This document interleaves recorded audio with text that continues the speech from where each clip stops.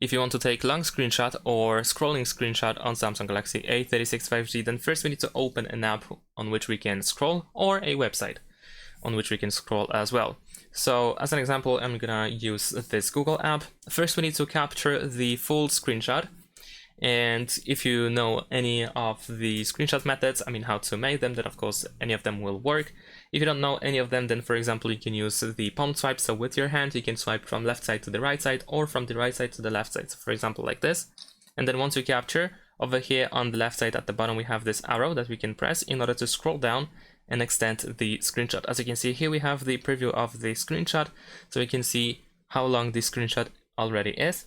And if you are done, then you can simply leave it as it is. If you want to customize it, you can use this icon over here, this next to these two arrows, and that's pretty much it. You can also tap on the screenshot as well in order to immediately open it. I'm gonna open it with gallery, and there we go. That's pretty much it. Thanks for watching. Leave a like and subscribe to my channel, and see you in my next videos. Bye.